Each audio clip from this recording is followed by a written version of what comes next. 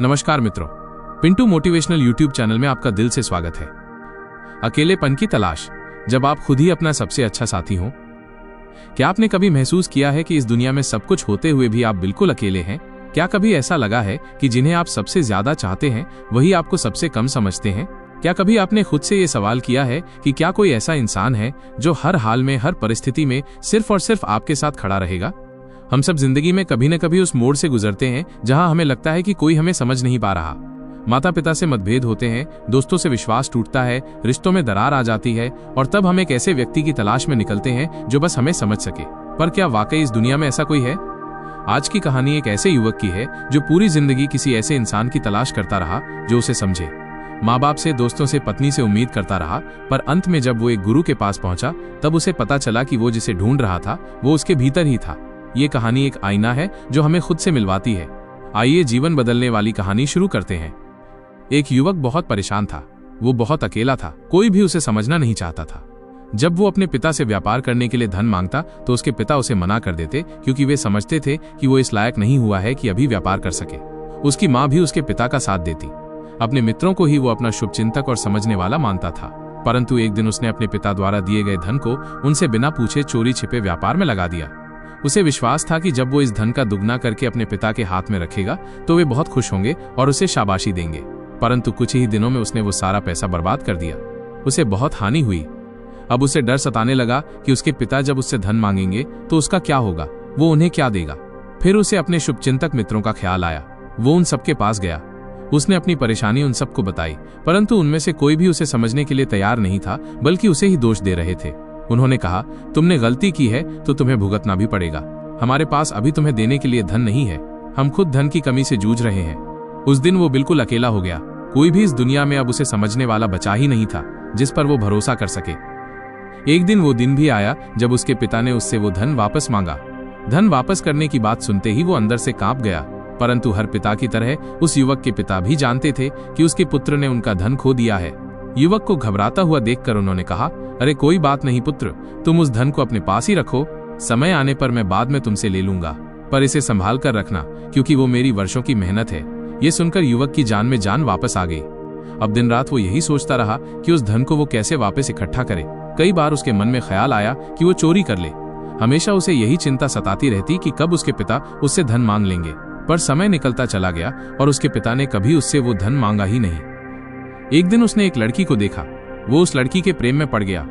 उसे ऐसा लगने लगा कि केवल वही और वही लड़की उसे समझती है, उसे जानती है, उसका ख्याल रख सकती है, जन्म भर उसके साथ चल सकती है। परंतु जाति भेद की दीवार बीच में खड़ी थी। उसने इस बारे में अपनी माँ से बात की, पर उसकी माँ ने साफ इनकार कर दिया और कहा, तुम्हारे लिए एक से एक अच्छी लड़कियों के रिश्ते आ सकते हैं। ये दूसरी जाति में शादी करना जरूरी नहीं है। उसने अपनी माँ को बहुत समझाने की कोशिश की, परंतु वो समझ नहीं रही थी। आखिरकार उसे लगने लगा कि उसकी माँ भी उसे नहीं समझती और उसे अपनी माँ भी एक दुश्मन की तरह दिखाई देने लगी। और होता भी यही है, जब हम किसी से कोई आशा करते हैं और वो आशा हमारी टूट जाए तो जिस व्यक्ति से हमने आशा की है वो अनजाने में ही हमारा दुश्मन बन जाता है और इसका हमें ज्ञान भी नहीं रहता। जब उसके पिता को इस बारे में पता चला तो उन्होंने अपने पुत्र को अपने पास बुलाया और कहा, देखो पुत्र, मैं उस लड़की से तुम्हारा विवाह कराने के पक्ष में बिल्कुल भी नहीं हूँ। बात जाति भेद की नहीं है, परंतु उस लड़की के परिवार और उस लड़की का व्यवहार मैं जानता हूँ। लड़की के चरित्र में कोई कमी नहीं है, परंतु हर किसी का एक व्यवहार होता है और तुम उस लड़की के साथ सुखी नहीं रह सकोगे। युवक ने कहा, मैं जानता हूँ बात कुछ भी नहीं है, सिर्फ जाति भेद की बात है। एक वही है जो दुनिया में मुझे ठीक से समझती है, जानती है, पहचानती है। मेरे खुद के माता पिता मुझे आज तक नहीं समझ सके। आप हाँ कहें या ना कहें, शादी तो मैं जरूर उस लड़की से ही करूंगा। मतभेद चाहे जो भी हो, पर वो अपने माता पिता से बहुत प्रेम करता था। वो इस बात से दुखी था कि उसके माता पिता उसे समझ नहीं पा रहे हैं और उसके माता पिता इस बात से दुखी थे कि उनका पुत्र उन्हें समझ नहीं पा रहा। उस रात वो युवक अकेले में बहुत रोया। फिर उसने निर्णय किया कि वो अपने माता पिता के बिना ही उस लड़की से विवाह करेगा। अगले दिन उसने उस लड़की से एक मंदिर में विवाह कर लिया। लड़की के माता पिता को इस विवाह से कोई आपत्ति नहीं थी और उस लड़की को अपने साथ लेकर वो घर पहुंच गया। उसकी माँ ने जब उस लड़की को अपने पुत्र के साथ शादी के जोड़े में देखा तो वो बहुत क्रोधित हुई और उस लड़की का हाथ पकड़कर वहां से निकालने लगी। परंतु पिता ने अपनी पत्नी को रोकते हुए कहा, अपनी बहू का स्वागत करो, तिरस्कार नहीं। अब उस युवक की जिंदगी में सब कुछ ठीक चल रहा था। समय बहुत हंसी खुशी निकल रहा था, परंतु सास और बहू में संबंध ठीक से नहीं बन पा रहा था। धीरे धीरे घर में झगड़े होने लगे। जिस घर में अब तक शांति रहती थी उस घर में अब लड़ाई झगड़ों की आवाज आने लगी। घर का सुकून जैसे चला गया। उस युवक ने अपनी पत्नी को समझाया और कहा, देखो, माता पिता उम्र में बड़े हैं, बड़े बच्चों को कुछ भी कह सकते हैं, उनका हक होता है। वे बच्चों को डांट भी सकते हैं, उनका बुरा नहीं मानना चाहिए, ये तो उनका हक है। पत्नी ने कहा, ठीक है, मैं तुम्हारी बात मानती हूँ, पर अपनी माँ से कह देना मुझे कुछ न कहे। तुम्हें नहीं पता कि वो तुम्हारे पीठ पीछे मुझे क्या क्या कहती रहती है। छोटे छोटे झगड़े धीरे धीरे बड़े होते चले गए। बात इतनी बढ़ गई कि उस युवक की पत्नी अपने बच्चों को लेकर घर से जाने लगी। उस युवक ने अपनी पत्नी को बहुत समझाया, पर वो समझ नहीं रही थी। उसकी पत्नी ने कहा, हम दोनों अकेले सुकून से रह सकते हैं, सिर्फ इन दोनों की वजह से हमारे बीच में लड़ाई और झगड़ा रहता है। मैं तो कहती हूँ तुम मेरे साथ चलो, हम दोनों मेरे परिवार वालों के पास रहेंगे, उनका व्यापार भी तुम्हारा होगा। यहाँ तो तुम्हारे पिता तुम्हें कोई काम करने ही नहीं देते, तुम्हें बस यहाँ गुलाम की तरह रखा हुआ है। अपनी पत्नी के मुख से ये सारी बातें सुनकर उस युवक को बड़ा धक्का लगा। उसने सोचा कि ये ना तो उसकी बातें समझ रही है और ना ही सुनना चाहती है। इससे ज्यादा खुश और सुखी तो वो विवाह से पहले ही था। जिसने सोचा था कि वो उसे समझेगी और उसके साथ चलेगी, वो उसे छोड़कर घर जाने की बात कर रही है। युवक ने कहा, अब तुम घर जा सकती हो। पत्नी को इस उत्तर की उम्मीद नहीं थी, फिर भी वो अपने अहंकार में अपने घर चली गई। शाम को उस युवक की माँ उस युवक को समझाने लगी कि वो लड़की तुम्हारे लायक नहीं थी। मैं तो पहले ही कह रही थी, लेकिन तुमने मेरी बात नहीं मानी। अपनी माँ के मुख से ये सारी बातें सुनकर वो बहुत दुखी हो गया। वो रात भर सोचता रहा कि इस दुनिया में रहकर वो क्या करे, यहाँ कोई उसे समझने वाला नहीं है। रात को ही वो चुपचाप अपने घर से निकल गया और उस इंसान की खोज करने लगा जो उसे समझ सके और जो हमेशा हर हाल में उसके साथ खड़ा हो। कई दिनों की खोजबीन करने के बाद आखिरकार वो एक गुरु के आश्रम में पहुंचा। वहां गुरु के पास पहुंचकर उसने कहा, गुरुदेव, मेरा एक प्रश्न है, मैं बड़ी उम्मीद से आपके पास आया हूं, मुझे इसका उत्तर कहीं नहीं मिल रहा, क्या आप मुझे इसका उत्तर दे सकेंगे? गुरु ने कहा, जिसका प्रश्न होता है उत्तर भी उसी के पास होता है। मैं तुम्हें केवल मार्ग बता सकता हूं, उत्तर तुम खुद खोज लोगे। युवक ने कहा, गुरुदेव, मैं इस दुनिया में एक ऐसा इंसान ढूंढ रहा हूं जो मुझे समझ सके, जो हमेशा मेरे साथ खड़ा रहे, चाहे सुख हो या दुख, जो कभी मुझे छोड़कर ना जाए, जो धोखा ना दे, जिस पर मैं भरोसा कर सकूं। अभी तक मुझे ऐसा कोई नहीं मिला। मैं सोचता था कि मेरी पत्नी वो है जो मुझे समझती है, पर वो भी मुझे समझ नहीं पाई। गुरु ने कहा, क्या तुम अपनी पत्नी को समझ पाए हो सकता है वो भी यही सोच रही हो कि उसका पति, जिसे वो सोचती थी कि उसे समझेगा, लेकिन वो भी उसे नहीं समझ पाया।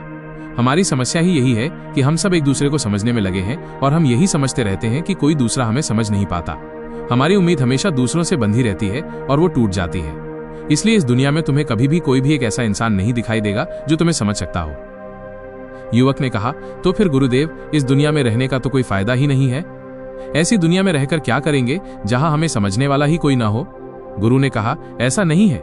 हम सबके साथ, हर किसी के साथ एक ऐसा व्यक्ति होता ही है जो हमेशा उसके अच्छे बुरे में, हर चीज में, हर परिस्थिति में उसके साथ खड़ा रहता है, परंतु हम उसे देख नहीं पाते और उसकी तरफ हमारा ध्यान जाता ही नहीं है। हम तो हमेशा दूसरों की तरफ देखने में लगे रहते हैं। युवक ने कहा, ऐसा कौन है गुरुदेव जिसे हम देख नहीं पाते और जो हमेशा हमारे साथ खड़ा रहता है?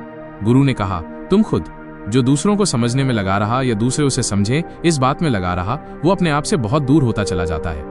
वो देख ही नहीं पाता कि उसके पास वो खुद है जो उसका ख्याल रख रहा है, जो उसे बहुत अच्छी तरह से जानता है, जो उसे कभी धोखा नहीं देगा, जो हमेशा हर हाल में अंतिम सांस तक उसके साथ चलेगा। युवक ने कहा, क्या मैं? पर मैं तो मैं हूं और मुझे ही तो किसी का साथ चाहिए। गुरु ने कहा, जन्म से पहले तुम किसके साथ थे और जन्म के बाद तुम किसके साथ रह जाओगे? जन्म से पहले भी तुम्हारे साथ थे और जन्म के बाद भी तुम्हारे साथ ही रहोगे। ये जो संसार में लोग मिलते हैं ना, ये भूल जाते हैं कि संसार का कुछ भी उनका नहीं होता।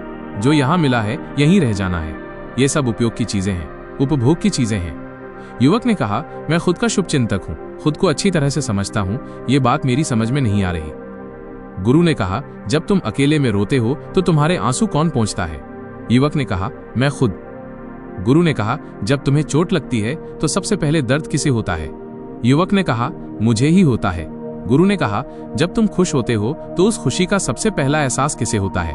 युवक ने कहा, मुझे ही होता है। गुरु ने कहा, जब तुम किसी परेशानी में घिर जाते हो तो सबसे ज्यादा परेशान कौन होता है? युवक ने कहा, मैं खुद गुरुवर। गुरु ने कहा, हर बार जब तुम अकेले रह गए और सब छोड़कर चले गए तब तुम्हारे आसपास तुम्हें छोड़कर कौन था? युवक ने कहा, कोई नहीं गुरुदेव, मैं खुद ही था। युवक ने कहा, गुरुदेव, मैं समझ गया हूँ। दूसरों को समझने की जगह या दूसरे मुझे समझे, इस सोच को सोचने की जगह मुझे खुद को समझने की जरूरत है। आज तक मैं ये समझ ही नहीं पाया था कि मेरे साथ मैं खुद ही था और इस दुनिया में मैं किसी और को ही ढूंढ रहा था। अपने आप का साथ छोड़कर इस दुनिया में कुछ पाया ही नहीं जा सकता। गुरु ने कहा, इस दुनिया में सबसे बड़ी खोज खुद को पा लेना है, परंतु हम इस दुनिया में अपने आप को गंवाकर सब कुछ हासिल करते रहते हैं, खोजते रहते हैं और अंत में कुछ नहीं मिलता। जो यहाँ का है यहीं रह जाता है। उस युवक को गुरु की बात समझ में आ गई और वो गुरु को प्रणाम कर वहां से वापस चला गया। अब उसे किसी से कोई उम्मीद नहीं थी, उसे सिर्फ एक से ही उम्मीद थी और वो खुद से थी, जिस कारण वो कभी दुखी नहीं रहा और हमेशा अपना साथ निभाता रहा, अपने साथ खड़ा रहा, अपने आप को मजबूत करता रहा। चिंता में बिल्कुल नहीं था कि कोई उसे समझे या वो किसी को समझने पर अपना ध्यान या अपना समय व्यर्थ नहीं कर रहा था। दोस्तों, उम्मीद है कि आपको इस कहानी से एक अच्छी सीख मिली होगी। ये कहानी आपको कैसी लगी हमें कमेंट बॉक्स में कमेंट करके जरूर बताएं और साथ ही इस कहानी को अपने दोस्तों के साथ जरूर शेयर करें ताकि उन्हें भी इस कहानी से कुछ सीखने को मिल सके। तो चलिए मिलते हैं एक और वीडियो में, तब तक के लिए अपना ख्याल रखें। धन्यवाद।